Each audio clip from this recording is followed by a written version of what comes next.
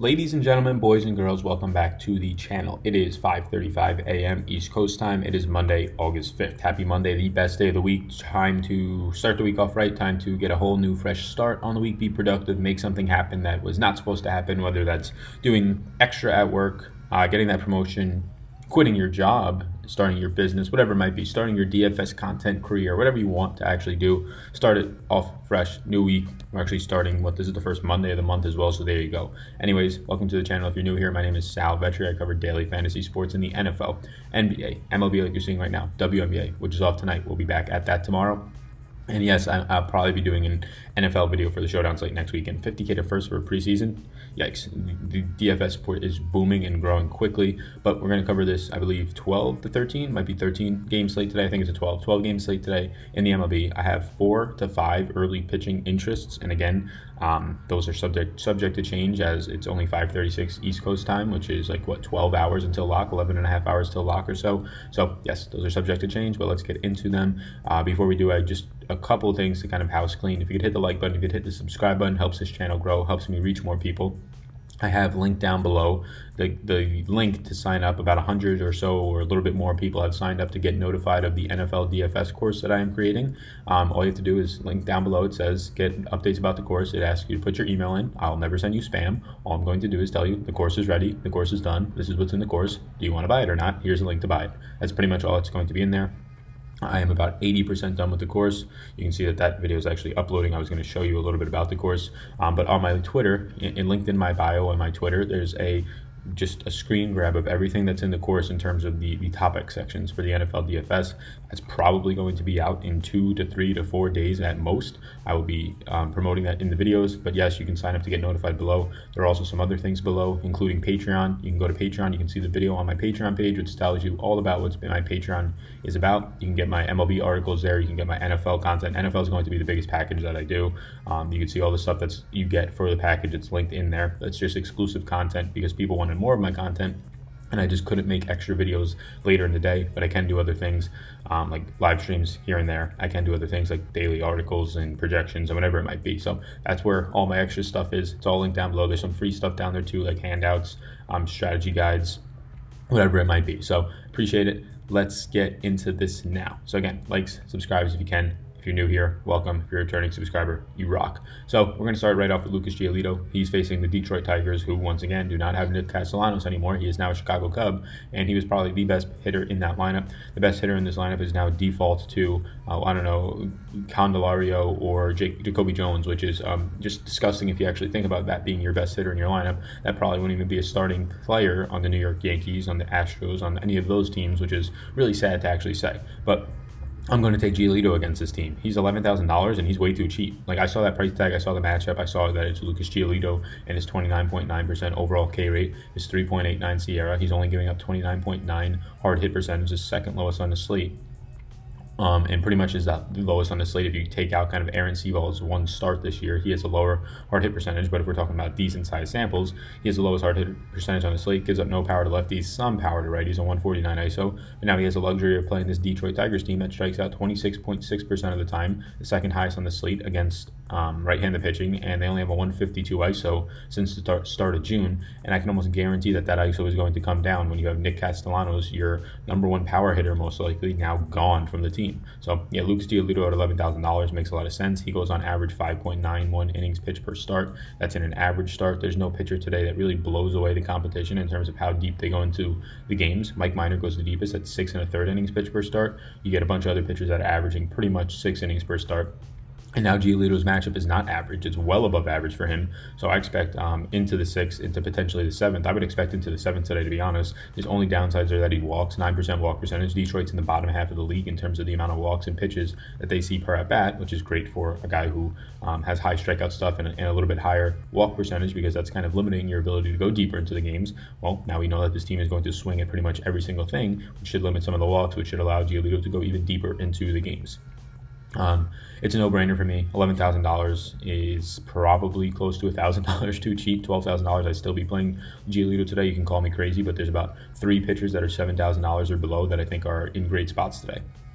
So that's my first interest.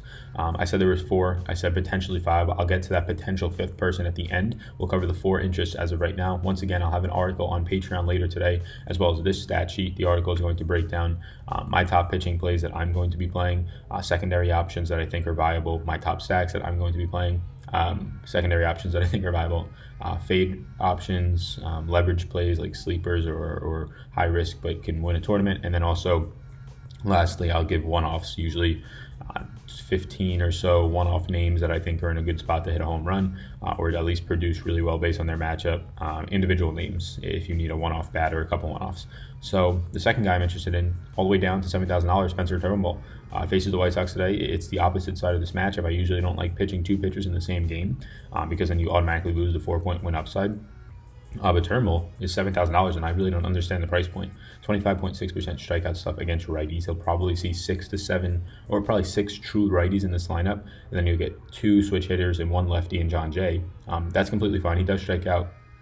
Let me find him again. He does strike out 22.6. Oh no, I'm looking at Jordan Lyles. He strikes out 15.8% of lefties, so that is his downside. But again, you're getting very limited lefties in the lineup. 25.6 against righties. Doesn't give up much power. 115 ISO to righties is the second best, third best on the slate. That's fantastic. Not giving up any power at all to righties. And then you get the guy who doesn't give up home runs, 0.82 home runs per 9. Gets a ton of ground balls, 49% ground ball percentage is one of the better ones in the slate. Fly ball percentage is then only 32.1%, one of the better ones in the slate. And I mean, the biggest thing is that he faces the Chicago White Sox. Yesterday, I was all off of Drew Smyly. Everybody wanted to play Drew Smyly. I guess he ended up finishing decent with like 11 or 12 fantasy points. Gave up a grand slam in the first inning. He was a bad pitcher. He gave up home runs against a bad team. I'd rather not go there. I'd rather go somewhere else where I can find more upside and a decent pitcher against a bad team. Now you get Spencer Turnbull, who's, he's a decent pitcher. He goes 5 1/3, 5.17 innings pitched per start on average, so I'd expect him to get more so into the 5 2/3 to 6 innings pitched today. He doesn't give up power. He's facing a team that has absolutely no power. 127 ISO since the start of June against righties. That's the second worst on the slate, only behind the Royals, who have a 126 ISO. They strike out 26.7% of the time, tied with Detroit for the second most on the slate. So give me Spencer Turnbull at $7,000. This is a pitcher who has a lot of upside. He is no total out yet for him in terms of if he's a favorite or not, but he's probably not going to be the favorite when his team is facing Lucas Giolito. So that is the only downside. I hesitate there because I'm automatically throwing away 4 points. If Giolito wins that game, there's no way Spencer Turnbull can. If Spencer Turnbull gets the upset and wins that game, there's no way Giolito can. So you're leaving 4 points on the table before building, and that just doesn't seem optimal to me. It's not the biggest thing in the world. It's only 4 points. But it can change the difference between finishing first and second, which in DFS is the difference between like potentially $30,000, if not more. So Turnbull's interesting. The next guy at the same exact price point, Tony Gonsolin. I messed that up. Tony Gonsolin at $7,000, and this is what's interesting.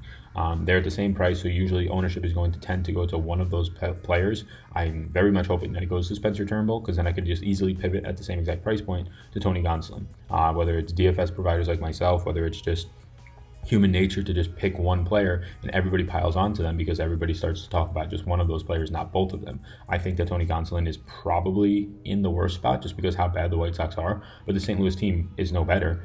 They have better numbers since the start of June, but a lot of that's going to be skewed because they had 3 of their better hitters in the lineup for a little bit of that time, probably a month or so before they all got injured in July. Molina, Ozuna got injured a little bit more, and then you also have Matt Carpenter, all that I believe are still out. So you get Gonsolin, who in the minors has been a great strikeout pitcher, has not translated into the majors, but it's also very limited starts, right? The guy's only pitched, I think, only 2 starts maybe. I don't know exactly, but he hasn't been in the majors too long. He's a huge favorite today against St. Louis that has absolutely no power, against St. Louis that does strike out against right-handed pitching 24.2% of the time. And I imagine their projected lineup today, if there's no Carpenter or no Molina, guys who don't strike out nearly as much, if their projected lineup does not have those guys in it, which it shouldn't, the projected lineup is probably going to be closer to a 25 to 26% strikeout rate. And the thing here is that he's the same price as Turnbull, like I said, so I do like the idea of him being completely underowned and unowned. His team is facing, on the opposite side of this game, the Dodgers get to face, and let's see, who's starting for St. Louis today. I don't actually see who's starting for St. Louis. Is it not in here? All right, well, anyways, I don't know who's starting for St. Louis. That probably means they don't have somebody in the player pool. This is interesting. I don't see who is actually starting for St. Louis. Let's do this. Michael Wacha. Okay, there we go. Michael Wacha, even better. So target pitchers. Is Wacha in this player pool over here? Is he not coming over? So here you go, live coverage of me having to fix this. So I'm gonna have to get to Waka anyways, but I'm not playing Michael Waka against the Dodgers. But even better, Michael Waka is a garbage pitcher, especially this year. So yeah, the Dodgers should have no trouble winning, which is another 4-point upside for Tony Gonsolin, which you probably don't have with Spencer Turnbull when he's facing Lucas Giolito, and his team is the Detroit Tigers, and their best hitter is Jacoby Jones, arguably Candelario. So Tony Gonsolin, I do like a lot. Huge favorite. He has a 3.32 Sierra in his very limited outing, so I don't want to dive too deep into it. But that would be the best on the slate. Has not walked a single batter. That would be the best on the slate by a mile, right? But again, these are very small samples, 1 or 2 starts, I believe, at most. He is the Dodgers' #1 pitching prospect in the minors. So the fact that he's back up, the fact that he's pitching against a very watered down St. Louis team, I do like. Look, we're not looking for 30 fantasy points here. He's $7,000 flat. I'm looking for 15 fantasy points with the potential of getting a win to 19. I think he has that. I think the St. Louis team is garbage, and I think if he's very low owned compared to Turnbull, that's where I'm going to go. My fourth interest is Rick Porcello. Man, this guy's been bad. A 4.95 Sierra, 1.62 home runs per 9, only striking out 18% of total batters, a 227 ISO to lefties, a 189 ISO to righties, giving up 42.2 hard or fly balls. The only thing that this guy's been decent at is the fact that he was only walking 6% of batters, only giving up 33.5% hard hit contact. And today he is the second biggest favorite on the slate as of right now, behind Charlie Morton, because he's facing the Kansas City Royals, the worst team in the league since the start of June against right-handed pitching. 126 ISO. Their strikeout rate is slowly coming up to around 23%. It was 22% for about the past week. They're striking out more and more now, but it's still Rick Porcello. He's a garbage pitcher. You only go here because he's dirt cheap at 6,400. There's really nothing else on his season stats that you're liking, even his recent stats that you're liking, other than the fact that he's cheap, other than the fact that he's facing the Kansas City Royals, and he allows you to get to Lucas Giolito and only spend $17,400 on pitching. I'd much rather Spencer Turnbull, even if the win upside is not there, because I think Turnbull can get, even without the win, 15 fantasy points. I'm not even sure Rick Porcello with a win can get 15 fantasy points today. He's only averaging 11 on the year, but this is as ideal of a matchup as it gets. Teams have been absolutely picking on this Royals team for the past month or so. Bad pitchers are having really good performances. I mean, we saw Adam Pluko score like 20 fantasy points against them like 2 or 3 weeks ago. Adam Pluko is a garbage pitcher as well. Not as probably just as bad as Rick Porcello, honestly. So yeah, that's where I'm at. That's not a sexy pick. That's not a pick that I'm dying to get to. I would prefer Spencer Turnbull when you're kind of deciding between Tony Gonsolin and Rick Porcello. A lot of things are similar in terms of what you see out of their matchups. Like bad matchups and bad opponents is what they're going up against. But when you go down to their overall skill, Gonsolin, again, small time in the majors, but it kind of translated from the minors, is that he gets a ton of ground balls. He also strikes guys out. That did not translate in his first start. But he also limits damage a lot, which is something Rick Porcello has been unable to do. He's only $600 more. So those are my 4 interests. I told you about a 5th guy who's sort of interesting to me, and it's Charlie Morton at $10,700. I mean, he's just absolutely dynamite. He's a 250 favorite today. Toronto has been really good since the start of June against righties. A 216 ISO, only striking out 23% of the time. But Charlie Morton's on a whole other planet in terms of the amount of strikeouts he can generate, in terms of how good he could pitch. Strikes out 30% of batters overall, 28% of righties, 32.1% of lefties. Gives up only 0.66 home runs per 9. Every single time he steps on the field, you're surprised if he gives up a home run in that game. Now, I think Toronto is a lot better than people give them credit for. I think they're really good, especially when they're facing righties, especially now that they continue to bring up young guys into this offense, with Bo now getting in there and hitting home runs. It's crazy. Biggio, Bo, Vlad Guerrero, all these guys are fantastic. Gurriel, Randall Grichuk is still pretty fine. Freddie Galvis is a serviceable player. The fact that they lost Eric Sogard takes a hit, but honestly, they have the guys in the system to kind of cover that spot up. So, yeah, Charlie Morton, he's a fantastic pitcher. He works deep into the game. He's 5.91 innings pitched per start. He has a good Sierra at 3.61. That would be the best Sierra on the slate if you don't take into account Tony Gonsolin's low or small sample size. So yeah, you get a really good pitcher at $10,700, and I imagine he doesn't get that much ownership when you have, for only $300 more, Lucas Giolito against the worst team in the league right now, potentially, in the Detroit Tigers. The only way I get to Charlie Morton is if Lucas Giolito's ownership gets too crazy. But honestly, I'm probably more likely to 100% Lucas Giolito into all of my lineups. That's what I did with Aaron Nola a couple nights back. He pitched great. Whenever I have a really strong feeling about a player based on the slate or based on his price point and his opponent, I'll just 100% him to kind of just get leverage on the field. Again, that might not be the best option, but I'm also not entering 150 lineups. I'm entering like one main lineup and then like 10 other lineups, and I'll just have 100% of Lucas Giolito because I want leverage on the field somehow because I'm not entering many lineups. And if I'm going to spread around my exposures and play exactly what the field's playing, I'm not going to get any leverage on anybody. I'm never going to win a tournament. I have to take strong stances. So there's a good chance I do that with Giolito. Tune into the article later today to check it out. Charlie Morton is a dominant pitcher who will be probably lower owned than he should be today, and that's why my interest is there. He's a guy who, if Giolito wasn't on this slate, would be higher owned, and I kind of want to see what the ownership difference is and then take my shot. Outside of that, no real interest anywhere else. Vince Velasquez against the Diamondbacks. Give me all the Diamondbacks. Jake Odorizzi against Atlanta. Jake Odorizzi is a serviceable pitcher. Atlanta is a very, very good team, especially against righties since the start of June. 224 ISO, not getting there. Chris Bassett against the Cubs. Chris Bassett against the Cubs is actually interesting, but I don't want to pay $8,600 for it. If he was in the 7K range, I'd have much more interest. This Cubs team has been striking out a ton since the start of the summer, and Chris Bassett actually has a decent strikeout rate of 24.4% against lefties, which is going to be about 4 of the bats in the Cubs lineup, but not getting there at that price point. Samardzija against Washington, no. Masahiro Tanaka against Baltimore. This might be a sexy pick or a touted pick today at 8,900 against Baltimore, a team that does strike out, a team that doesn't have too much power in Baltimore, though. So I'm not getting there. It's going to be in humid weather, one, but it's also going to be Masahiro Tanaka, who gives up loads of power to both sides of the plate, especially lefties, who are going to be able to take it out pretty easily to right field in Baltimore. So 222 ISO to lefties, 161 ISO to righties. Doesn't strike anybody out. It's just 16% of lefties, only 23% of righties. Or 17% of lefties, 22.6% of righties. Yeah, I don't have much interest. I'm a Yankees fan. I think Tanaka is very home run prone. He can pitch great for 2 to 3 innings, and then he'll give up 2 to 3 home runs in an inning. So I don't want to pay $8,900 for that. I get it. He's going to be too cheap relative to how he's been priced in the past, but he has not been good this year. And he is really, outside of 1 to 2 starts, he has yet to put it all together, and he gives up too much power for me to want to get there at $8,900. Soroka against Minnesota, no. Kyle Hendricks against Oakland, no. Oakland is one of the best teams in the league since the start of June in terms of limiting their strikeouts of the opponent, and also tons of power. Mike Minor against Cleveland. This Cleveland team is absolutely fantastic. 225 ISO, now the highest ISO, a little bit above Atlanta, which is at 224. The most power hitting team, or the best power hitting team since the start of June. They only strike out against lefties 17.7% of the time. There's no way you get to Mike Minor there. And then Luis Castillo against the Angels, who has an 18.5% strikeout rate on the year, a 205 ISO since the start of June. I think Castillo is a very good pitcher in terms of limiting damage, 56.2% ground ball rate. That's fantastic. 27.1% fly ball rate. That's absolutely incredible. Strikes out batters, but I'm not going to him against the Angels, especially when Charlie Morton and Giolito are also on the slate. So that's why I like Giolito. That's why I have some interest in Charlie Morton. Everybody else above $77,000 is not that interesting to me. Below $7,000, the guys I didn't name, Aaron Civil, his first start, he pitched really good against a poor team in Detroit, so I don't want to wait at that too much. But now he does get Texas, who strikes out a ton. So he's definitely interesting. He would maybe be my sixth guy in a player pool is Aaron Civil at 6,900, and then that player range between 6,900 and 7,000. I got 3 guys there to choose from, so it makes it really easy to pivot. He's somewhat interesting, but again, it was one start against Detroit. Texas does strike out a lot. And they do have limited power against righties compared to lefties. 171 ISO versus righties, 206 ISO versus lefties. They strike out a ton, 27% against righties, highest on the slate. So there is some interest there, outside interest, not a ton. Jacobs, Woogie's whatever his name is, not getting there against Tampa Bay.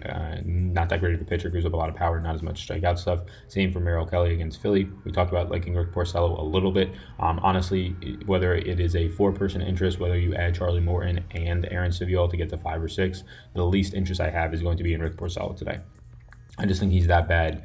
Least interest out of my interests, right? If I had to rank them, that would be the guy that I get to probably the least, but he's the cheapest. He faces Kansas City, but nothing else is good about him.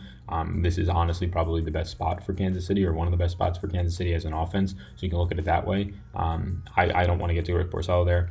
Taylor Cole is just an opener. Gabriel Yana, usually an opener, but he gets the Yankees, no way. Mike Montgomery is hot garbage, 5.25 Sierra, only a 12.3% walk or strikeout rate. Not great. Tons of power. Boston stacks seem obvious today. Eric Feed against the Giants, no. And then Dario Agurrezal, he is looking at an 11.5 overall K rate, 7.9% against righties. Absolute garbage. Gives up tons of power to each side. Not getting there. So, and to conclude my interests, main interests are Lucas Giolito, Spencer Turnbull, Tony Gonsolin, and Rick Porcello as of right now. And then I also have some outside interest in Charlie Morton, depending on ownership splits, and then Aaron Civil, depending on ownership splits of Spencer Turnbull and Tony Gonsolin. I think Civil does provide strikeout upside to an extent, and when you factor in a matchup, it gets a little bit even better. But don't weight the sample of Aaron Civil and Tony Gonsolin too much, because there are only 1 to 2 game samples. So That's where I'm at. You can check out the article later today. Follow me on Twitter at DFS. Down below, you can see there's going to be the NFL course you can sign up for. There'll be some free strategy guides down there. There'll be my Patreon stuff. All of that you can check out. There's videos to describe every single thing down there. There's free strategy guides, like I said. You can just opt into the NFL. Let me notify you when it is ready. Don't worry, I will never spam you. So right now, my name is Sal. Thank you so much. Appreciate it. If you could subscribe before you leave if you have not yet already. Peace out, gang.